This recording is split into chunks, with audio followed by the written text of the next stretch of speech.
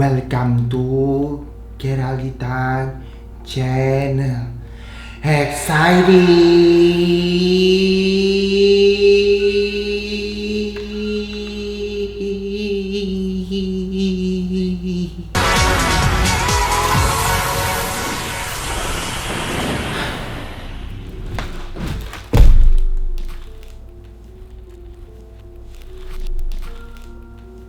Hari ini tidak seperti biasanya karena kita tidak akan tertawa.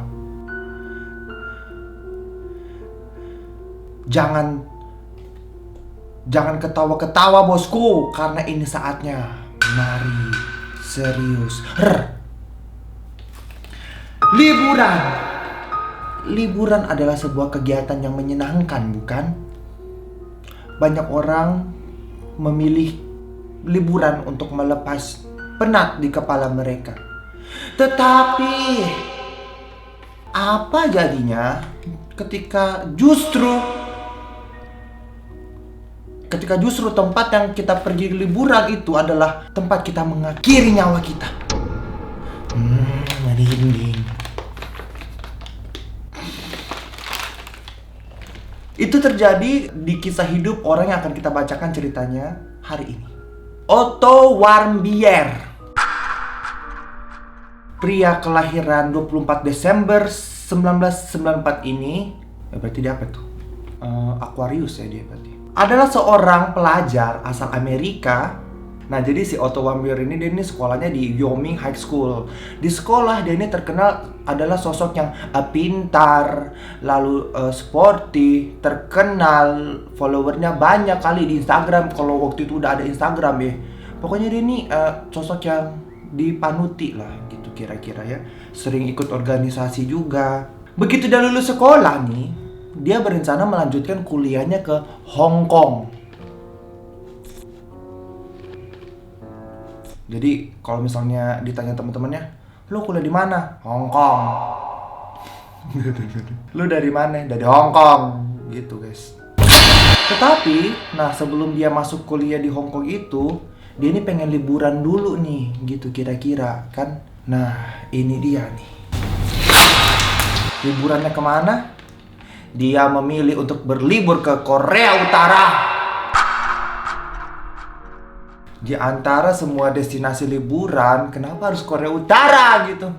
Jadi sebenarnya kayak Korea Utara itu adalah negara yang aman buat dipergikan, asal kita itu mengikuti semua peraturan-peraturannya dengan patuh gitu. Nah, sebelum kita memasuki ke ceritanya si Otto ini, kita coba mereview dulu ya. Kira-kira liburan di Korea Utara tuh kayak gimana nih? Kalau kalian mau pergi ke Korea Utara, itu jalan masuknya tuh cuman dari China. Jadi kalian nggak bisa masuk tuh dari Korea Selatan, nggak bisa tuh. Bisa sih, bisa ditembak. Nah, perjalanan ke Korea Utara hanya bisa ditempuh melalui Tiongkok menggunakan kereta selama 8 jam perjalanan. Dari mau masuk Korea Utara aja tuh di imigrasinya aja tuh udah ribet guys. Katanya kalau misalnya kalian ke Korea Utara, di pihak imigrasi sendiri aja itu bisa memakan waktu sekitar 4 jam sebelum kalian masuk Korea Utaranya gitu. Di sana tuh diapain aja? Diperiksa semua dari HP, laptop, pokoknya semua diperiksa. Nggak boleh ada hal-hal yang mencurigakan ya. Lalu kalian jangan berharap di Korea Utara itu kalian bisa update Insta Story. Hai guys, gue lagi di Korea Utara. Karena kenapa? Karena di Korea Utara itu tidak ada yang namanya internet. Nah, udahannya di Korea Utara itu kagak ada internet. Di sana juga banyak sekali peraturan yang harus kalian patuhi ya. Misalnya nih, kalau kalian foto-foto pejabat, kalian nggak bisa foto pejabat itu setengah badan aja. Harus difoto seluruhnya. Kalau misalnya difoto setengah badan dan ketahuan, tapi mungkin bisa aja dihukum gitu kan. Lalu yang kedua di Korea Utara itu, setelah jam 8 malam, kita semua tuh nggak boleh keluar dari gedung. Dari gedung hotel, semua harus di hotel. Nggak tahu ada apa jam 8 malam. Ada gombel kali ya, apa kuyang apa, nggak boleh pokoknya keluar. Kita kembali ke ceritanya si Otto Warmbier. Si Otto kemudian membooking tour dari Young Pioneers Tour. Jadi itu adalah sebuah tour di Cina. Slogannya aja udah kayak gini guys. Young Pioneer Tours, destination your mother would rather you stay away from. Kita akan pergi ke lokasi yang kata malu jangan pergi ke sana. Udah rebel dari sini. Si Otto ini akhirnya memesan tour dari situ. Berangkatlah tuh dia tuh tanggal 29 Desember 2015 tuh. Tahun baruan di Korea Utara gitu kan. Set. Berangkat dari Beijing ke Korea Utara bareng-bareng tuh. Mereka liburan tuh selama 5 hari perayaan tahun baru. Senang-senang. Naik kapal pesiar. Terus juga lihat pertunjukan wayang golek. Nggak ada ya. Lalu selama mereka di Korea Utara, mereka tuh menginapnya di Yanggakdo International Hotel. Di situ mereka juga melanjutkan lagi minum-minum di situ. Biasalah orang Amerika ya kan. Yang menjadi perkara tuh di sini guys, pada malam tahun baru 2016 di hotel Yanggakdo International, si Otto ini terekam CCTV sedang merobek poster propaganda. Nah, jadi kayak di Korea Utara itu mereka pemerintahnya itu sering sebarkan poster propaganda gitu, kayak misalnya seolah-olah mari kita bekerja bersama gitu kan, semua warga Korea Utara bahagia, kita musuhi Amerika gitu kan. Poster-poster yang kayak di restoran-restoran Bapau, di pasar minggu gitulah, poster-poster vintage gitu. Nah, si Otto ini kan dia tuh suka yang aneh-aneh gitu kan. Terus dilihat itu, apa nih? Antik gitu ya kan. Akhirnya diambillah poster itu buat kenang-kenangan dia, buat cendera mata lah gitu. Celakanya adalah peraturan di Korea Utara kalau tidak boleh ada orang yang merobek poster-poster propaganda itu, termasuk turis sekalipun. Nah, terus juga Otto ini diklaim dia itu terekam CCTV pergi ke salah satu ruangan terlarang di hotel itu. Sebenarnya itu nggak boleh itu. Jadi itu menambah berat hukuman dia nih. Nah, pada 2 Januari 2016 mereka ini akhirnya mau balik tuh, ya kan? Set lagi menunggu di di bandara, tiba-tiba si Otto ini ditangkap sama polisi Korea Utara. Hajima, 어쩌라고? 어머라고요. What is this?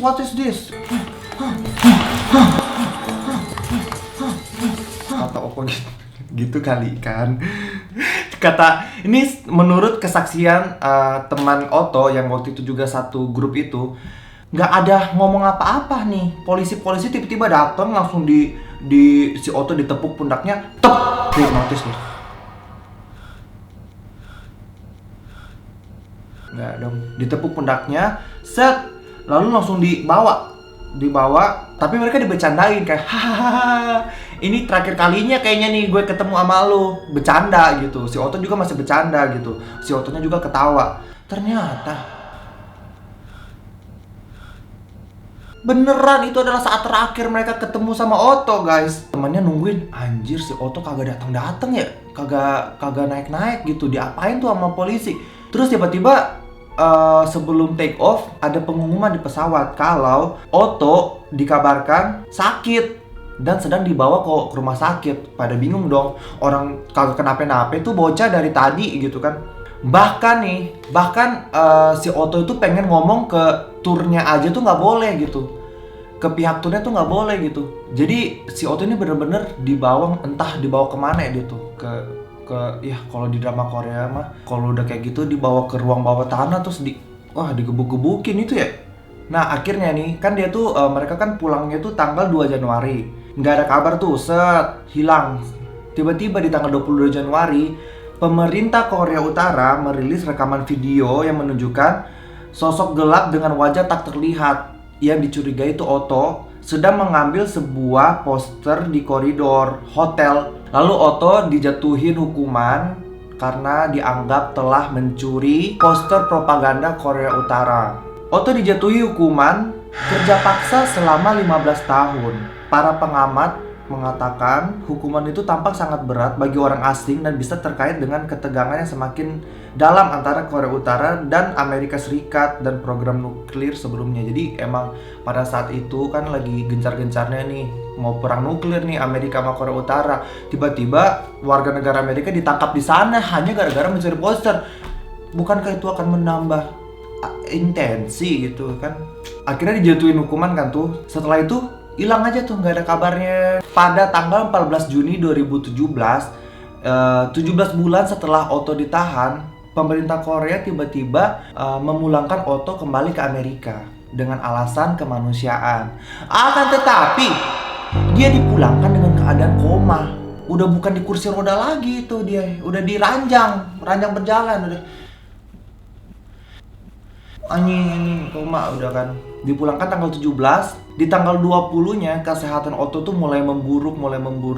Tetapi menurut dokter di Cincinnati Medical Center menerangkan, mereka tidak melihat adanya tanda-tanda penyiksaan fisik, tetapi mereka dan keluarga juga tidak percaya dengan cerita Korea Utara bahwa jadi Korea Utara itu bilang kalau si Otto ini mengidap botulisme dan koma setelah minum pil tidur gitu. Jadi bukan kita nggak siksa dia minum pil tidur sendiri makanya dia sampai koma. Nah orang tuanya bingung dong, orang pas pergi sehat-sehat aja ini anak ya kan, orang juga ini anak kagak punya penyakit bawaan gitu, kenapa anak gue koma nih? Titik dong harusnya. Menurut dokter yang merawatnya di Amerika, Warmbier mengalami tekanan di saluran pernapasan yang membuat suplai oksigen ke otaknya berhenti.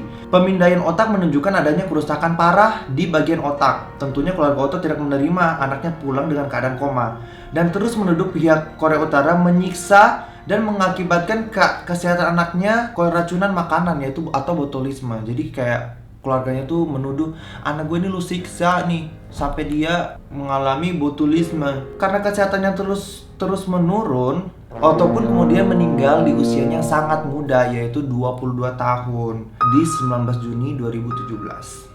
Laporan sebuah gugatan hukum yang diajukan oleh orang tua Warmbier sangat yakin putra mereka telah mengalami penyiksaan dalam masa penahanannya di Korea Utara. Di antara bukti yang diajukan adalah pernyataan mantan dokter gigi Warmbier yang melihat adanya trauma pada gigi Warmbier. Jadi mungkin giginya tuh ditonjokin kali sampai lepas-lepas gitulah. Saat kami melihat dan mencoba menenangkannya, kami melihat seperti seorang menggunakan tang dan menata ulang gigi bagian bawahnya, kata Fred Warmbier, ayah Otto. Jadi kayak giginya tuh dicabutin pakai tang. Oh my god, man. Nah intinya setelah kejadian Otto ini, banyak wisatawan juga yang akhirnya mengcancel tripnya ke Korea Utara. Ya iyalah, kenapa sih ada orang kepikiran pengen liburan ke Korea Utara gitu. Sampai sekarang masih belum diketahui apa yang dialami Otto sebenarnya di penjara Korea Utara tersebut. Apakah dia disiksa ataukah apakah dia sengaja bunuh diri gitu karena dia udah nggak tahan dengan mengkonsumsi pil tidur sampai membuat dia koma. Kira-kira menurut kalian apa yang terjadi di penjara itu? Kenapa Otto sampai akhirnya koma lalu meninggal? Ya, demikianlah kisah dari Otto Warmbier, seorang pelajar asal Amerika yang kemudian malah kisahnya berakhir dengan sangat tragis. Kalian boleh komen di kolom komentar di bawah ini, Bang, bahas ini. Kita akan bahas di Mari Serius berikutnya. Terima kasih sudah menonton Mari Serius. Bukanlah waktunya untuk bercanda. Ini adalah waktu untuk Mari Serius. Sampai ketemu di Mari Serius episode berikutnya. Bye-bye.